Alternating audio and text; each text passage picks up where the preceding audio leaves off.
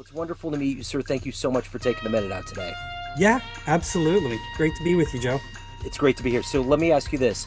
5 years ago, this pandemic was changing all of our lives, the whole world. How did you get through that pandemic era, and how has it influenced the way that you live your life professionally with writing and even just in general? Profoundly different in a lot of different ways.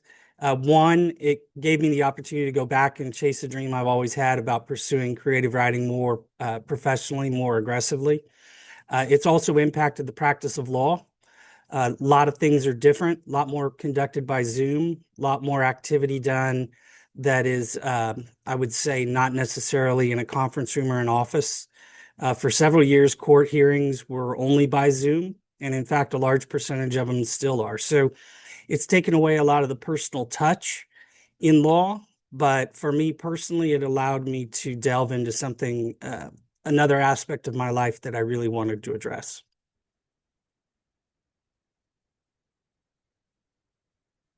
I had it actually muted. If I was to put you in front of a bunch of grade school kids, let's say 12-year-olds, and it was career day, and one of the kids wanted to know exactly what you did on a daily basis for your career, how would you answer them? So I help corporate clients in a crisis situation. So sometimes it can be government investigations, sometimes it can be internal investigations, sometimes it can be dealing with PR nightmares coming from the press at the same time that litigation is ongoing. But I generally help public companies, boards of directors navigate very sticky and difficult situations. So, so when you were 12 years old, was your dream to get into law? Was this always kind of your vision? No, so I originally went to school. My original bachelor's degree is in writing poetry, creative writing out of the University of New Mexico. My second degree is in writing short fiction out of Texas A&M University. Then I wandered around for a long time. I was things like a mason's apprentice, a fly fishing guide, a dishwasher, a technical writer, other things. And I finally went back to law school after I got married, realizing that I probably needed a more stable profession. And then I've been a lawyer since 2002. And then when the pandemic came around, I decided to bear down a little bit more on the writing and actually pursue novel writing. So I would imagine being a litigation lawyer, the world that you're in would have to lend to your writing, would have to be a fertile ground for a lot of ideas and a lot of things that would aid in that process. Absolutely. So they dovetail really well. As a trial lawyer, your main tool is storytelling. Now it's a little bit more formulaic because you have to work in case law and other items, but in general, you're trying to educate a judge or a jury in a very short period of time about your client's story and why your client should win. And in a novel, you're doing the same thing. You're trying to grab the attention of the audience pretty quickly to believe in your client or your protagonist. And then ultimately, through that story, you try to convince them why that protagonist should win and come out on top at the end of the novel. So take me back to where you were born and raised, and what were these seeds of, wanting to be a writer and eventually getting into law? What were the seeds that were sown that has evolved into who you are today? So I'm originally born, my father was a professor at the Air Force Academy for 10 years. So I was born in Colorado Springs. And then when he retired, he moved down to Albuquerque, New Mexico to join National Labs. So I grew up in the Southwest in the Rocky Mountain region, always been somewhat of a free spirit. Originally, I was a visual artist. So when I first went to school for college, I had spent a lot of time doing visual arts, silk screening, drawing, sculpting, other things in high school. And I originally pursued studio art for the first couple of years and then transformed or transferred, if you will, to more of image-based writing, just in poetry, etc. And then ultimately decided that I wanted to do more of a narrative style and moved into short stories. And that ultimately then kind of kept pushing me to keep telling stories. And being a trial lawyer seemed to be like a natural fit. So when I look back at the age of 55 at my life, I can actually see a thread or an arc. Whereas when I was going through it, it really seemed more like the flight of a bumblebee all over the place. You know, to be a good poet, you almost have to be a jack of all trades. You have to really have your eyes open and pay attention to the world around you. And I feel like lawyers do the same thing. You have to kind of have your hands in all kinds of different pots to be effective, to understand the mechanisms of how the world works. So, totally agree with that. Really, the art of poetry is the distillation of something larger into a very crisp, clear image in a short period of time. Same thing with the law. You have to take very complex concepts and distill them down into bite-sized information that someone who's not familiar with your client, hasn't been working the case for a year, can understand in 10 or 15 minutes. Uh, One of the benefits of being a trial lawyer or a litigator is that I'm not really industry specific. So over the past 20 years, I've had to learn an awful lot about telecommunications, oil and gas drilling, real estate, private equity. I'm currently doing a lot of work for charitable organizations, so I'm learning a lot about the IRS code and how nonprofits work. So it's always a learning process, and which feeds into my natural curiosity and desire to learn every single day, which is, I think, an offshoot of just sort of the creative spirit. So, who's your favorite poet? Who really reeled you into the poetry world in the beginning? So I really love William Carlos Williams. Yeah. And one of my favorite things about him is how short but how powerful his poems are. And I believe the story on him, I believe it's also true, is because he was a physician, most of his poems are written on a prescription pad, which is why you find them very, very tight, because he didn't have a lot of time and he sort of cabined in the space in which he was going to read. And when you read those poems, it's really amazing what he can capture. I think one of his most famous is A Red Wheelbarrow, which is really an excellent, excellent piece. That's fascinating because I remember that about him. Everything was really short, very almost like the haiku. It's that kind of vibe. Not Yeah, haiku, but it's short. So that's interesting.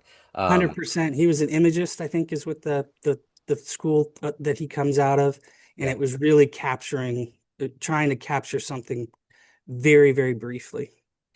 Do you like Billy Collins? I'm not necessarily familiar. Billy is wonderful. He was a poet Okay. laureate for America for quite some time. He is very image based. Just he's unreal. He's one of those poets where you have to just take in a few and just let yourself breathe. It's that full of life and that action packed. It's wonderful. Oh, that's excellent. I will Yeah. check him out. Yeah, definitely do it. So let me ask you this. What was the first thing that you wrote and showed somebody where the light bulbs went off and you could see a visceral reaction and you felt like, I got skills. This makes sense. So in the writing aspect, a lot of that sort of blossomed in college. I had spent a lot of time in the visual arts, the studio arts, doing things like that. And so I had been showing off pieces. I'd been selling pieces in high school. And then when I got to college and started playing around with creative writing, I started going to poetry jams, and we started writing groups. I was number of poets at UNM started up what we called the Mulberry Street Irregulars, and we're pretty active moving around. And so I think it probably came a little bit later. I don't remember the exact sort of poem or the first thing that made me want to move forward with it, Yeah. but I do remember or just have a general sort of memory of the feeling of being able to connect with someone through words. So, who's been kind of an inspiration for you, a heroic force in your life that's allowed you to navigate, to be creative, to be an effective lawyer, and to get to this point in your life? So this is going to sound a little odd, but one of my biggest heroes is my grandmother, Dorothy Fauntrin. Yeah. She was she was in the during the Depression. She became a widow during the war and during the Depression, ultimately lost her home, had to move in as a boarding with my father and his sister. She never gave up, ever. And she just always had this sort of Midwestern determination of no matter what happens, just get on with it. Make the best of it and try to do your best. And that sort of stoic plodding forward keeps you going during the tough times. So, if you could meet one writer that's alive out there, spend a little time with them, maybe see their creative process, just somebody that fascinates you, Is there a writer you would love to meet? So one of the people I'd like to meet, just generally, would be perhaps James Patterson. Yeah, Not so much because of his systems.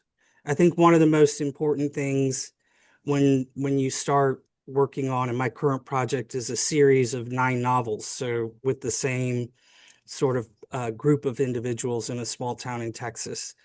But in order to move those projects forward, you have to have systems and you have to have schedules. And James came out of Madison Avenue. He was an advertising executive. He'd had a very successful executive career, but he's one of the most prolific people in writing and in sort of popular fiction right now. And being able to sort of plunge the depths of how that works, like how does a day go together? Because days are very, very busy, especially if you're still a professional. yeah. And how do you get that started? And those systems and schedules would be something I'd be very curious about. The amount of books that he puts out is staggering. Do you know the number that he puts out a year? Well, he branches off. He has a lot of co-authored books. He's got Yeah, a couple of great books with Mike Lupica, a former sportscaster. yeah. They do a great, great job, a great dialogue in those books. He still puts out his own under his own name, and then he's really turned it into not only his writing, which I think is excellent from a thriller standpoint, like he really gets the genre, uh, but he's also turned it into a brand and a business and a way to leverage and multiply with other individuals. And that business platform and plan is something that's very curious to me. So, what is the motivator for you every day to do this kind of hybrid of being in law, being a writer, taking care of your own soul? What is that combined effort for you every day? It generally, so on a good day, right? On normal days when things aren't going crazy, it generally starts with trying to write either in the morning or getting to work early in the morning and trying to take lunch off and write during the middle of the day, and then finishing off in the evening if I can, continuing to work. And the way I've set up my books is to try to put them together in bite-sized pieces. So one novel, 60 chapters, each chapter 1,250 words. So again, trying to build towards that system and schedule idea of being able to take it one small bite at a time and move the project forward instead of feeling like a daunting task of I need to go from 0 to 90,000 words. So, talk to me about your latest release, Jake Fox Ties the Blind. Give me an idea of how this idea came about and kind of the flow of the book, so to speak. So the idea comes out of the reading a lot of different series, right? One of the main tropes or structures of a series would be to create sort of a homecoming. The hero comes home from tragedy and then sets up a new life in a new location, small or medium-sized town, whatever it may be. And then you get sort of a merry band of followers and travelers that go through the different adventures. And so decided, how am I going to set that up? And one of the things I wanted to do was probably small town Texas. I've been in Dallas now for a little over 20 years. Really enjoy the culture of Texas, the flavor of the small towns. Been in a lot of small towns and small town courthouses and other stuff. And so I wanted to play with not only a locality that I was familiar with, but also a culture that I wanted to express and let other people see.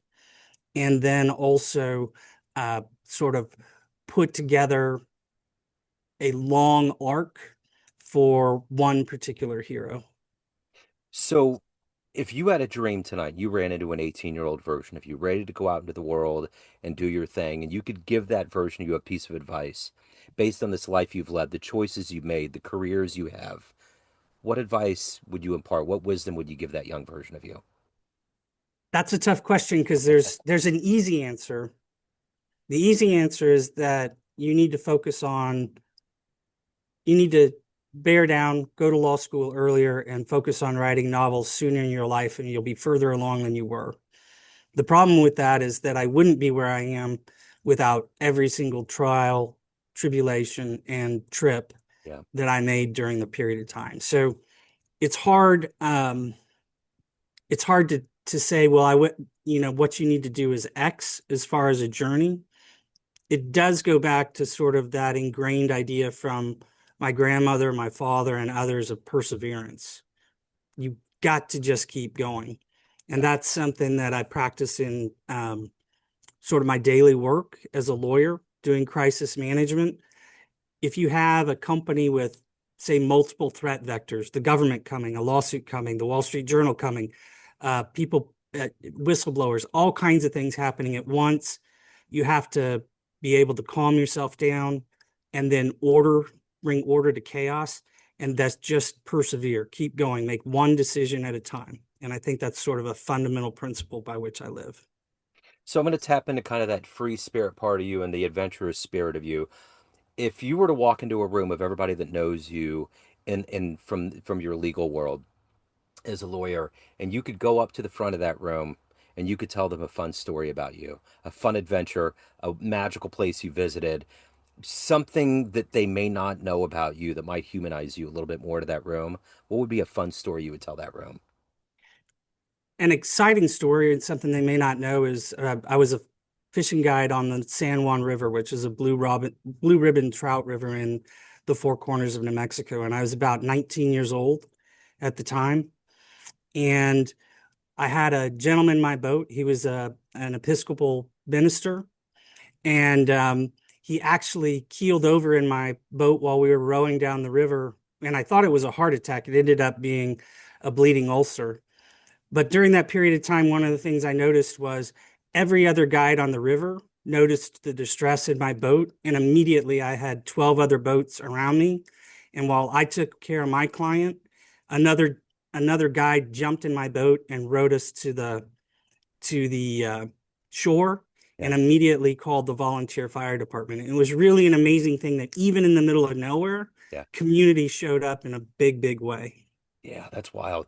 So let me ask you this. Of everything that you've accomplished and evolved to at this point in your life, what are you ultimately the proudest of? My wife and children, the Yeah. fact that I've been married 30 years. I have two grown children, both of them, one has already graduated from Clemson with a master's degree, and she's gone on and she's teaching at a private school in Atlanta and just enjoys giving to the next generation. My youngest is about to graduate from bachelor's with her bachelor's of science in nursing from Clemson University. And she is also very excited. She's going to graduate in December, and probably her goal is to work in the ER for a while, then ultimately try to become a flight nurse on a care flight or something. Excellent. So let me ask you this, Michael. Everyone has a perception of you, family, friends, clients, all of your readers, everyone that knows you, clients, but you run the show. What's your perception of you? Who do you think you are? Wow, that's a good question. Yeah. So I think I'm somebody that remains curious, wants to be wants to always be learning, wants to always be growing, not satisfied, and trying to push forward to build something bigger every single day, whether it's in career or novel writing or anything else. So I think that there's sort of a hunger there that I try to perceive every single day, that something can be better, something can be uh, you can work harder at something where you can move a project forward. So I'm going to tap into that poetry part of you. If you didn't have to worry about obligations and day job and all of the things that we do when we adult, and you could go to one place on the planet and just be a poet, observe what's going on and write for like a month, where would you go? Probably um, probably one of two places, either Patagonia, Argentina, Yeah. or to New Zealand. Two reasons. One is you can only be a poet so many hours a day.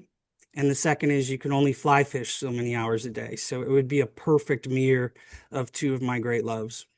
So when you got into being a lawyer, what was one of the early first tough cases that you had that you were just like you knew it was going to be difficult, but when you look back on it now, it really helped you grow into your role and made you feel like you were doing the right thing. One of the very first cases is actually in my first novel, Confessions of an Accidental Lawyer. It inspired me to write that book. It's about a prisoner by the name of Emmett Kimbrell that I was appointed to represent as by a federal judge in a civil case in federal court related to he was not receiving heart medications that he needed. And I learned an awful lot about not prejudging a client and about prejudging a case from Emmett Kimbrell. So, if you could get into a time machine and go back to any event in human history and see it with your own eyes, what would you love to have seen happen? It won't create a tear in time.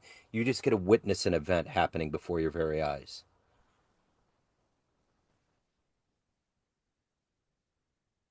There's that's a very curious question because there's a lot of great things. Like, it wouldn't it have been wonderful to sit in front of a black and white TV and watch Neil Armstrong step onto the moon, Yeah, or to pick up the paper in the 40s and see VJ Day, that yeah, the war was over. yeah, So I think big historical events would be a lot of fun to yeah. go back and see. I know one of the ones that's tied to Dallas is the JFK assassination, and that always has everybody's fascination with it. And I was privy to the U.S. attorney at the time was a gentleman by the name of Barefoot Sanders, who later became a federal judge. And I clerked for a year in the courthouse, the federal courthouse, and Barefoot shared a library with my judge. And once a year, Barefoot would host a brown bag lunch for all of the summer interns and the clerks that wanted to. And he would tell the story of the assassination from the morning when he woke up to being on the airplane with LBJ back to Washington, D.C. And that was an amazing story. And ultimately, that actually ended up tying into the law firm that I joined. At that particular time, I had joined a firm called Thompson and Knight that ultimately merged into my current firm, Holland and Knight. But at the time when Kennedy was shot, the first lawyer called was a Thompson Knight lawyer to figure out the oath of office and the items that needed to be put together in order to transition power and do the oath on the way back to Washington, D.C. Wow. I do remember going to Dallas in the late 90s and going to Dealey Plaza, and it's tiny. On Oh, TV, it's it very looks tiny. like this huge football stadium, right? Because they're doing the reconstruction from the book depository down, trajectories, grass seat, but it's all right there. It's wild. It is. Um, It's less than a city block, yeah, probably a half a city block. A very, very tiny place. There's a great museum there called the Sixth Floor Museum yeah. that runs through everything. Wonderful place if you're really fascinated with the JFK story. It's a really interesting museum to go to. So my dad ended up joining the Air Force, and that's why we're in Kansas City. He wanted to see the world, but that day he told me the story. It's probably one of the more gripping stories he ever told me. He was working on a trash truck, and he was up in Long Island. He was born in Brooklyn and raised in Long Island, and the gentleman he worked with was this huge black man, and he would hot dog around. They were always joking around, just like having a good time. And he said that day he was over on a curb crying. He said he Yeah. would have never thought in a million years this man would ever emit tears from his eyeballs. So he goes over and he was like, dude, kind of trying to joke with him. Like, what are you doing? Is this an act? What are you doing? And he literally looked up as gravely as possible and he said, the only hope we had is gone Oh, wow. because he just found out about it.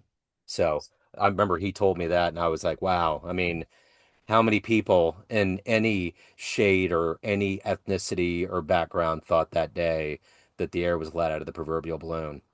100%. It was quite a tragic event. It would be interesting, as you say, to observe, like if it didn't, it would be interesting to observe or sort of live through that event for 24, 48, 72 hours, Yeah. just to understand it. Because history has sort of a way of becoming dull.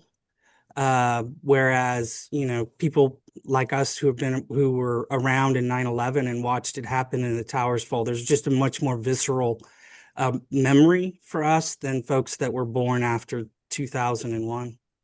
I always feel like, and maybe this is kind of my poet brain acting out, like when cameras had slow-mo on it and I could just watch something in slow-mo, I'm like, wow, I can finally understand what's going on. Everything slowed down. You see all the actions. Like half the time I watch sports with the volume off because I can see what they're saying. I can read what they're Yeah. doing and it just makes more sense.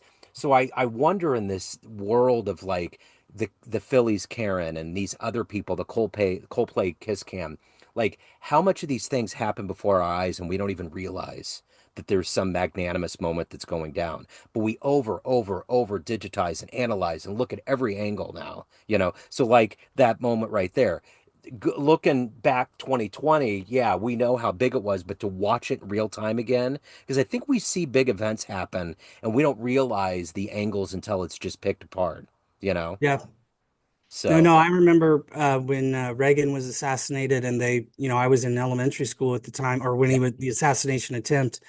And I remember him rolling in televisions, the media Uh-huh. cart from the back of the room and plugging it in and turning it on so the students could watch.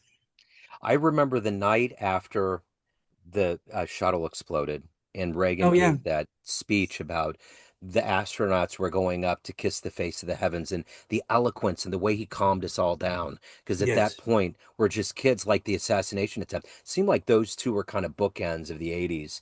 And it was just terrifying as a kid. You know, you're just like, all of the old wounds from our parents' generations go back to JFK, you know, a president yeah. getting shot at. So all of those things just got fluttered up. But it always seemed like there was a leader that could get in front of a podium and calm us down. Well, and Reagan was a great orator, Uh-huh. a great storyteller.